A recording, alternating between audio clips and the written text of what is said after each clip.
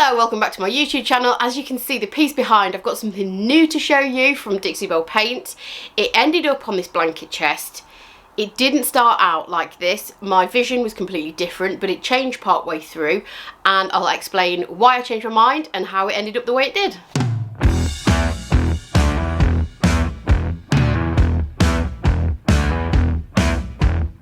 So here's the before. It's an oak blanket chest. It's in okay condition. There's some watermarks on the top. It's got a little nice bit of detail on the front, and I wanted to sand down the frame, and I'm going to decoupage the front panels as you've just seen on the intro with a brand new paper from Dixie Belle Paint. I was going to leave the frame sort of with that kind of raw wood look. So as you can see, I'm using a mixture of two of the Voodoo gel stains here from Dixie Belle. They're water-based stains, and I applied that on the frame to lighten the oak slightly. So this is the direction that I was going. The background of the decoupage paper is a sort of almost black. It's not quite black, but it's almost black. So as you can see, I'm obviously obstructing the way with my shoulder here, but I'm painting the other panels in Midnight Sky, which is a chalk mineral paint colour from Dixie Belle, and this does match pretty well the background of the decoupage paper. So that was my plan, and I was going to keep it raw wood with the decoupage paper. And the next thing that I did, which is really important, and it's the thing that I didn't change, is the two front panels where I'm going to be decoupaging, I painted in white. Now I always undercoat my projects where I'm going to decoupage in white. Only the panels that are going to be decoupaged, basically anywhere where I'm going to put the paper, I always paint in white underneath. I usually use Saltwater from the Silk range. Saltwater is a shade of white, and I usually use that colour specifically because Silk mineral paint has got a built-in stain blocking primer, so obviously that's going to help. I don't have to prime separately. It's going to help prevent any bleed through issues. So that's what I did on the two front panels.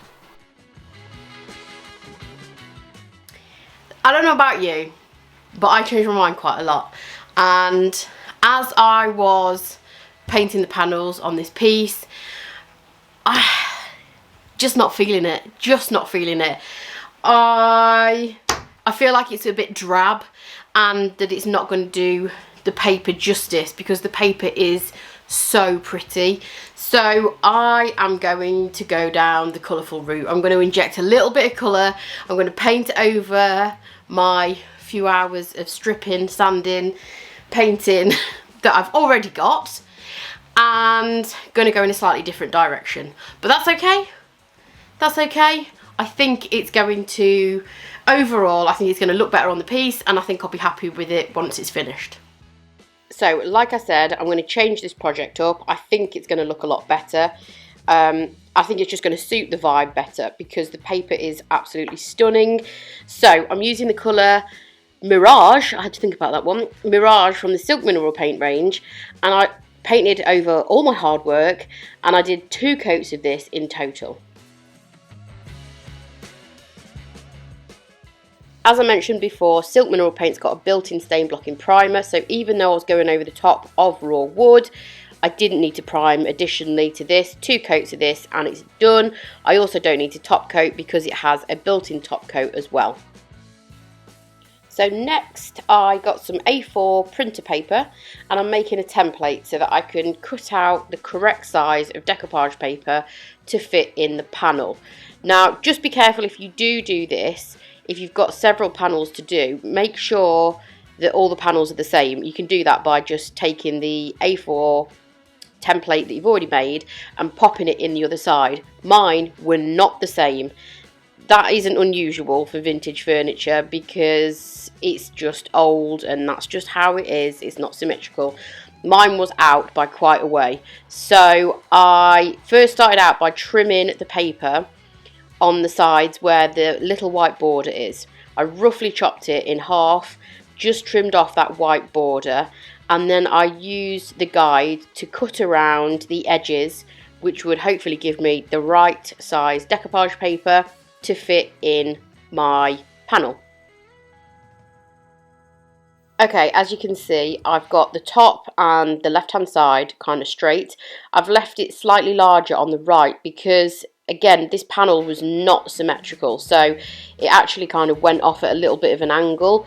And I have made templates out of paper before and convinced that they are absolutely spot on, and then come to decoupage the panel and it's off. So what I'm doing is leaving a couple of centimetres overhang on one side so that I can line it up top and left, and then I can just trim that down once it's dry. So once you have cut out your paper, you then need to glue it on. So I'm using Satin Clear Coat from Dixie Belle, which is actually a top coat, but you can use it to stick down decoupage paper. The great thing about Satin Clear Coat is it's got a good open time, so you can maneuver the paper around on the surface without it going sticky too quickly. It means you can, if you do mess up or if you've got any creases, it gives you time to kind of work those out before it sticks the paper down onto the surface. So as you can see, I've just put a thin line of Satin Clear Coat across the top, and I'm just working my way down with a ball of cling film, and I'm just flattening it out as I go. It's also worth mentioning that there are loads of different ways to decoupage. This is just one particular technique. I do change my technique depending on what I'm decoupaging with and also the surface that I'm putting it on. So I might do a drawer front completely differently to what I'm doing this. Equally, I would use a slightly different technique if I'm using a slightly different paper. So this is rice decoupage paper. It's very tough and it does allow you to kind of move around and lift it up if you do get any wrinkles. It's pretty durable. One thing I did notice about this paper is that obviously this design is printed on a white paper, and as I was pressing it down, if there was too much kind of damp areas, it was very easy to lift that ink and reveal the white paper underneath. So I had to touch it up in a couple of areas, but I'll show you what I did. And then once that panel was dry and the paper had dried down, don't attempt to do it when it's wet because you might pull the paper or rip it. I'm just applying another coat of clear coat satin. So I've used that to stick the paper down, and I'm using it to seal it. And this is just going to protect the paper from getting scratched or marked. And you remember me saying when I applied this paper, it was a little bit heavy-handed and it lifted the black ink in some areas. I've tried to zoom in as much as I can to show you what I'm doing on this. And I don't know if the camera is quite picking up those areas where the ink is lifted. But all I'm doing is using a small artist brush, and I'm using the colour Midnight Sky from the Chalk Mineral Paint range, which is a pretty good match for the background of this paper. And I'm just kind of stippling over those areas where I'd scratched up the black paper, which had revealed the white paper underneath. Sorry, I should say the black ink, which had revealed the paper underneath. And this is just going to disguise any marks. So it's worth knowing how to kind of rectify these issues, because I've been decoupaging with paper, various different papers, for many, many years.